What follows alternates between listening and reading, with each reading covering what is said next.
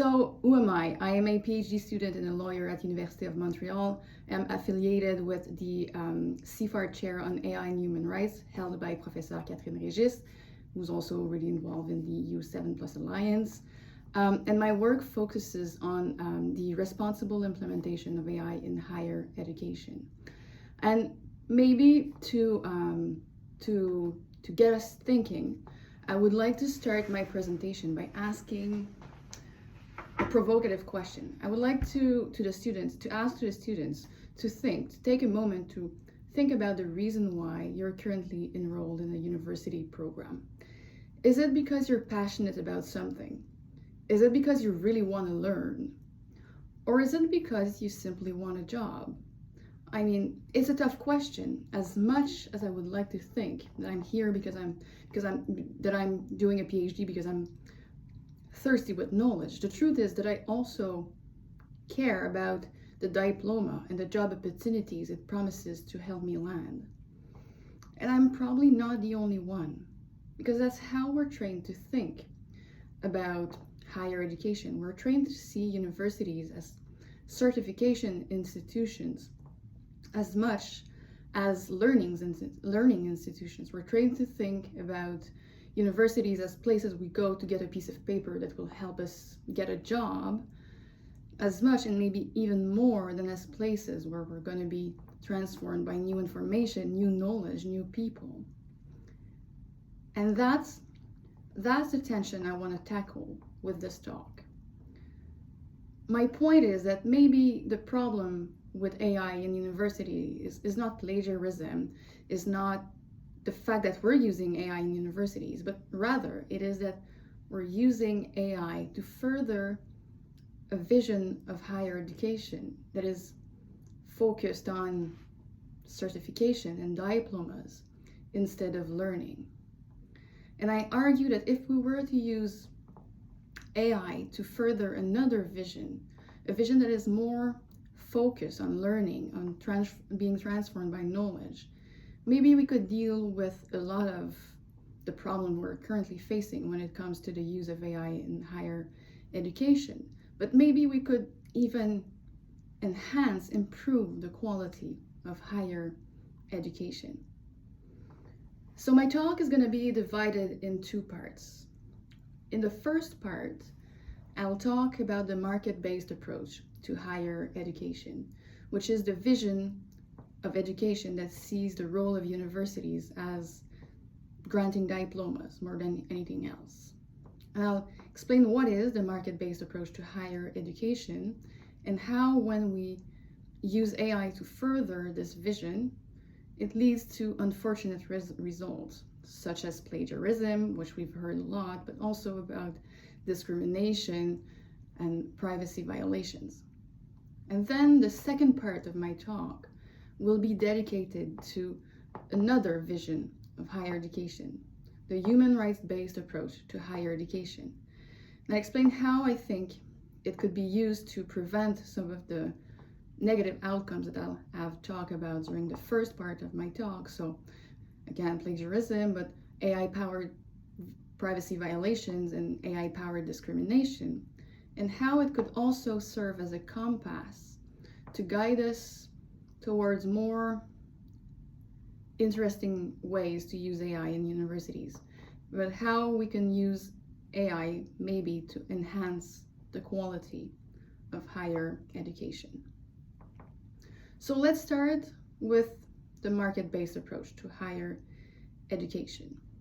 The market-based approach to higher education pursues two main goals. The first one is to help students develop valuable skills that will help them maximize their standard of living or maintain a high standard of living by becoming sought-after members of the workforce. The second goal of the market-based approach to higher education is to foster economic growth in societies by training the workforce. So training future workers, training future scientists that will make important discoveries that will benefit the societies. So as you can see, the market-based approach to higher education is really focused on the economic value of higher education. And when you throw AI into the mix, when you use AI to further a vision of higher education that is focused about, that really is focused about economy, the economic value of education, it can lead to unfortunate results. So under the market-based approach to higher education, students see their time in universities as the moment to become as attractive as possible for future employers.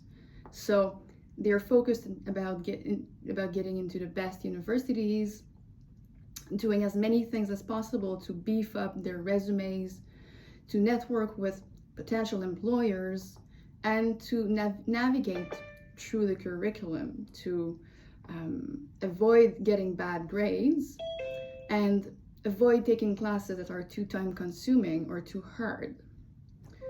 Universities, for their part, see their role, under the market-based approach, universities, for their part, see their role as providing students with the right skills, the right knowledge, the right experiences to get the job they want. And they also see their role as guaranteeing future employers that their graduates have actually acquired these skills, experiences, and knowledge that will make them good employees. Universities are also aware of the fact that their ranking will have an influence on whether or not their students will be able to get the jobs they want. So they also pay careful attention to all of the variables that have an impact on university rankings. So they're quite interested about graduation rates, employment rates. They're also interested in cost efficiency, how their organization, their universities are run, to ensure that they're not charging too high tuition fees that would influence on their student population. And when you have an education system that is focused on graduation rates, employment rates, grades, and cost efficiency, and you throw AI into the mix, it can lead to privacy violation, it can lead to bias. And I mean, as much as we like to think, and as much as we constantly hear that artificial intelligence is a revolution for higher education, it doesn't challenge these existing dynamics. It doesn't contradict the market-based approach to higher education. Quite the opposite. It supercharges the market-based approach to higher education because it gives us new tools to empower it. So, for instance, like when you have students that are so worried about getting behind, about losing the race, that they're ready to cheat, and you throw AI into the mix and you create a new technology that can generate essays in a matter of seconds, we can't be surprised that some students are going to use it to outsource their homeworks to the machine.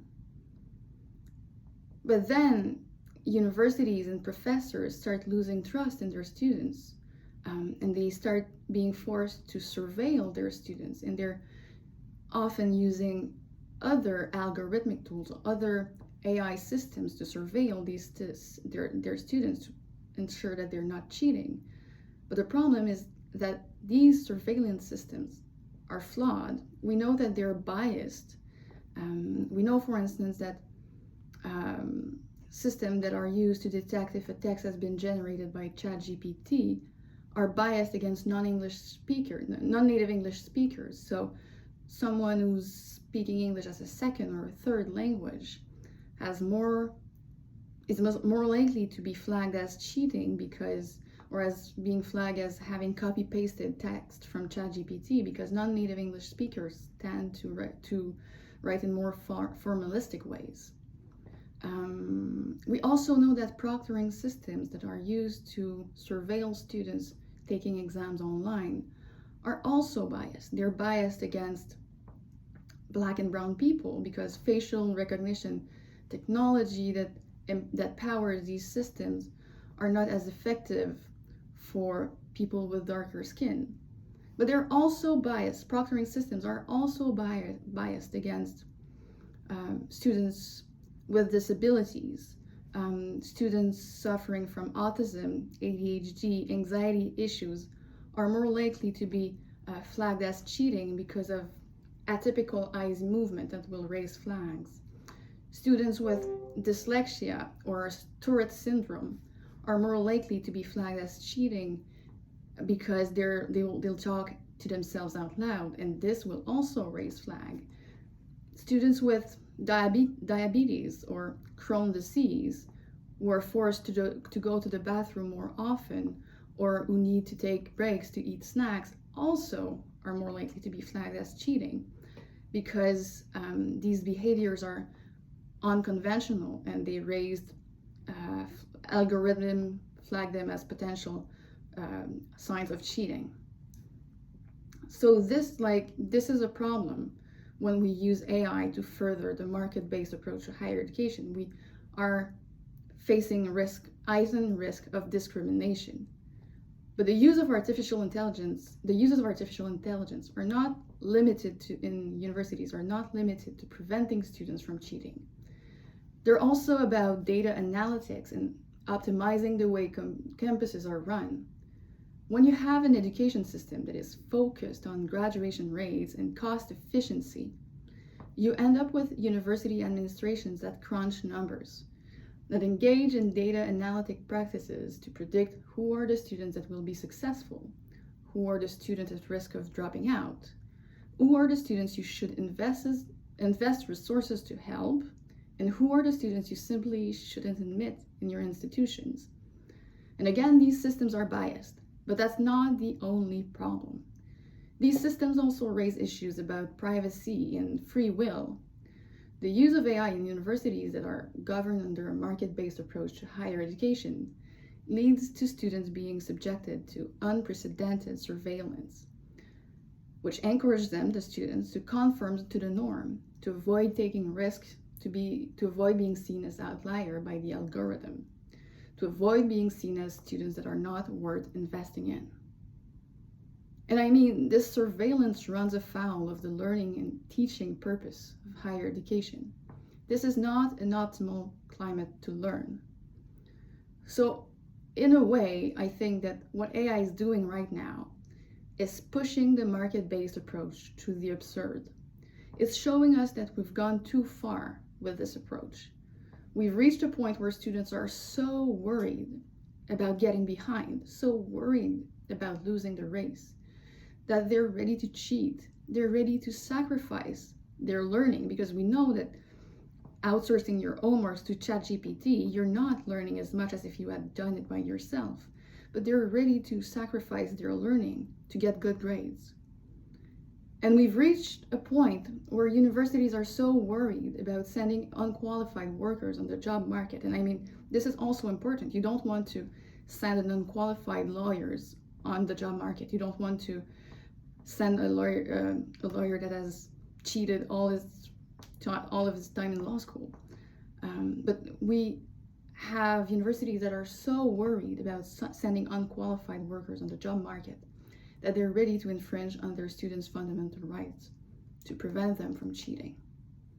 So maybe it's time to start looking for another vision to govern our universities. A vision of higher education that is more focused on learning, that is more protective of people's fundamental rights.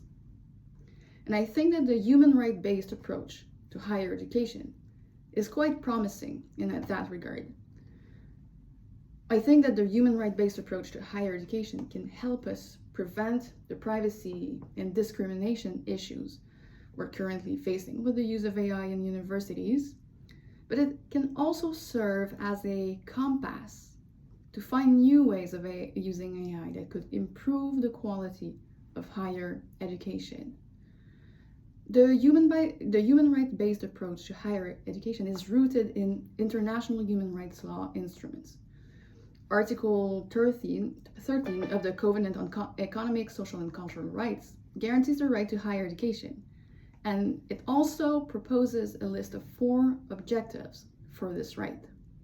The first 2 objectives can help us to deal with the tension I've just highlighted regarding the issues we're facing when AI is used to foster the market-based approach to higher education. Because the Covenant does recognize that the certification role of universities. It says that education should help people to participate in a free society. So it doesn't reject the fact that one of the roles of universities is to grant diplomas, is to provide credentials allowing individuals to work. But it also provides that education should strengthen the respect for fundamental rights and freedoms. So the certification role of universities is considered important, but fundamental rights are a backstop. The certification role is fine as long as it doesn't run against fundamental rights. So when we're facing trade-offs between how invasive proctoring systems should be versus the role of certification of universities. So when we're balancing these 2 rights, the fact that we are also considering that the respect for human rights is a purpose of higher education prevents the sort of negative outcome that we could be facing if we only had, if we were only thinking about the certification role of university as the prime goal of higher education. So that's going to be the first question I'd like you to discuss during the workshop. I would like you to think about how AI can be used to ensure that students have actually acquired the right skills, experience, and knowledge to become skilled workers that can participate effectively in a free society, but without infringing on their fundamental rights. How we can strike that balance. Is it well stricken right now? Can we strike it better? How can it be done? That's the kind of question I would like you to discuss if you're so inclined. And the 2 other objectives of the human right-based approach to higher education that are provided at Principle 13 of the Covenant give us direction as to what we should be aiming for when thinking about the responsible implementation of AI in universities. There are more aspirational, they're giving us direction. That's when I say that they should be a compass, because they lay out a more idealistic purpose or more idealistic vision for higher education, but maybe that should be the goal we're pursuing when we're rethinking the role of universities in society, and we're rethinking how we should be using AI to foster this new vision. And so according to the Covenant, higher education should promote the full development of the human personality and the sense of its dignity, and promote understanding, tolerance, and friendship among all nations and all racial, ethnic, or religious groups. And that will be the 2 other questions that I would like you to talk during the workshop. I would like you to come up with suggestions regarding how to use AI to promote students' dignity, to promote human flourishing, and to promote understanding, tolerance, and friendship among all nations and racial and ethnic and religious groups. So, for instance, maybe the first thing that comes to mind when we're talking about tolerance and friendship among all nations is probably translation. How we can leverage large language models that are incredibly good at translation to create links between people that are not speaking the same language. How can we use it to really create bonds between people that are dissimilar in terms of language, but also maybe in terms of culture? And when we're talking about human personality, sense of its dignity, how can we use AI in higher education to really help students being transformed by new knowledge, by new experiences? Do you have any ideas of how professors could leverage AI in their classrooms to make it more engaging, to make it more transformative? So that's That's the question I would be interested in hearing you discuss during the workshop, and I'll happily jump between